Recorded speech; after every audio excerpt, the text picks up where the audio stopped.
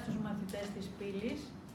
Σήμερα θα ασχοληθούμε με μια ιδιαίτερη κάθαρση που μοιάζει με πνευματικό χειρουργείο, αλλά έχει μια ιδιαιτερότητα.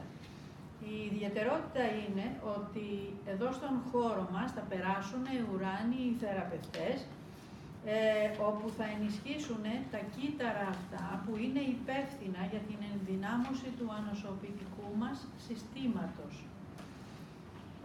Θα λειτουργήσουν επομένως οι ουράνιοι θεραπευτές και στον αστρικό μας φορέα, αλλά και στον φυσικό μας φορέα. Διότι υπάρχουν, αυτό που δημιουργεί τις ασθένειες έχει να κάνει με τις εσωτερικές μας συγκρούσεις, είτε νοητικές συγκρούσεις, είτε συναισθηματικές συγκρούσεις, οι οποίες όταν επαναλαμβάνονται δημιουργούν κάποια προβλήματα σε κάποια όργανα. Εγώ θα αναφερθώ έτσι σε κάποια όργανα που μπορούν να νοσήσουν μέσα από τις εσωτερικές μας συγκρούσεις. Και αυτές οι συγκρούσεις έχουν να κάνουν με τρία βασικά θέματα, που είναι πεποιθήσεις, περιορισμοί που βάζουμε στον εαυτό μας και εξαρτήσεις. Τώρα, τα τοξικά αυτά συναισθήματα και άλλα, και όχι μόνο αυτά τα τρία τα βασικά που ανέφερα, εκφράζονται με εσωτερική σύγκρουση και νοητική και συναισθηματική, και όταν δεν μεταλλάσσονται και δεν διορθώνονται, επηρεάζουν βασικά όργανα. Τώρα, κάποια βασικά όργανα που επηρεάζουν είναι, παραδείγματος χάρη, τα οστά.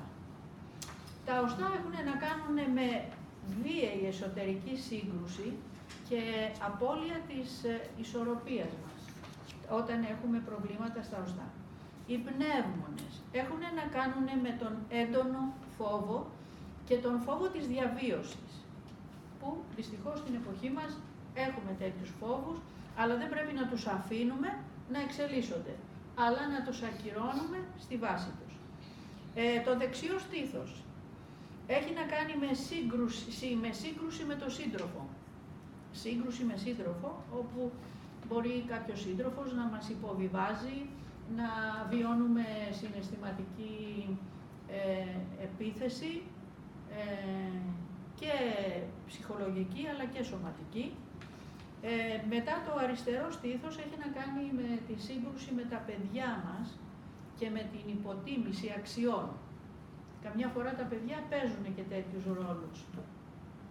Ο προστάτης στους άντρες έχει να κάνει με μια σεξουαλική εσωτερική σύγκρουση και ενοχές. Η μήτρα στη γυναίκα, σοκ και αβεβαιότητα της θηλυκής μας αξίας, ή μπορεί να έχει υποστεί και κάποιο βιασμό, είτε στην τωρινή της ενσάρκωση, είτε σε μια πιο παλιά ενσάρκωση. Τα έντερα είναι ανασφάλεια. Γενικά διάφορες ανασφάλειες. Το στομάχι, φόβοι, αποτυχία, πιέσεις από διαπροσωπικές σχέσεις, οι οποίες χτυπάνε το στομάχι σε διάφορες μορφές ασθενειών βέβαια. Επίσης, οι συγκρούσεις αυτές οι εσωτερικές που βιώνουμε και τις περισσότερες φορές δεν εκφράζονται προς τα έξω, βάλουν το ανοσοποιητικό μας σύστημα, το οποίο διασαλεύεται από την τοξίνη, όταν ρέει τοξίνη μέσα στα κύτταρά μας, που σημαίνει ότι δεν διορθώνουμε καμία τοξίνη, δεν περνάμε από καθάρσεις, δεν περνάμε από αυτογνωσία, αυτές αυξάνονται και περνάνε σε όλα μας τα κύτταρα. Οπότε δημιουργούν τα αυτοάνωσα νοσήματα. Δηλαδή εκεί ο ίδιος ο οργανισμός μας επιτίθεται στον οργανισμό το δικό μας. Και έτσι βάλλονται και εκεί κάποια όργανα. Και μιλάμε για αυτοάνωσες ασθένειες. Τώρα, σήμερα λοιπόν θα μάθουμε κάποια βασικά πράγματα, τα οποία μπορεί ο καθένας να τα βρει, αλλά χωρίς να επεκταθώ περισσότερο, γιατί ο ρόλος μου δεν είναι ιατρικός, είναι διαφορετικός. Έτσι λοιπόν έχουμε να κάνουμε με το ανοσοποιητικό σύστημα, το οποίο έχει να κάνει με μια εσωτερική σύγκρουση, η οποία δημιουργείται κατά πρώτον σε κάποια τμήματα του εγκεφάλου μας, με αποτέλεσμα κάποια στιγμή όταν υπερτοξινωθεί αυτή η φόρτιση, αρχίζει δίνει λανθασμένες εντολές στο σώμα μας, που ξέρουμε πολύ καλά ότι βάλλονται κάποια όργανα ή μπορεί να βάλετε και η εσωτερική μας ισορροπία.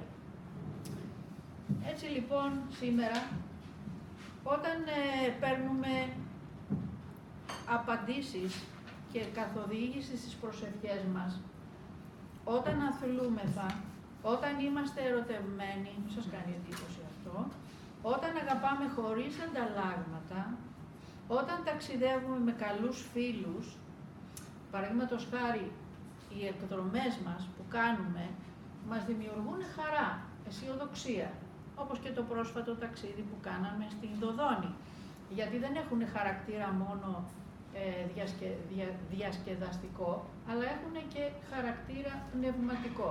Αυτό είναι που μας γεμίζει ευδαιμονία και χαρά, και έτσι το ανοσοποιητικό μας σύστημα ανεβαίνει, ανέρχεται. Έτσι θα προσπαθούμε πάντα να βρίσκουμε αιτίες, τρόπους να μπορούμε να χαιρόμαστε και να νιώθουμε αισιόδοξα.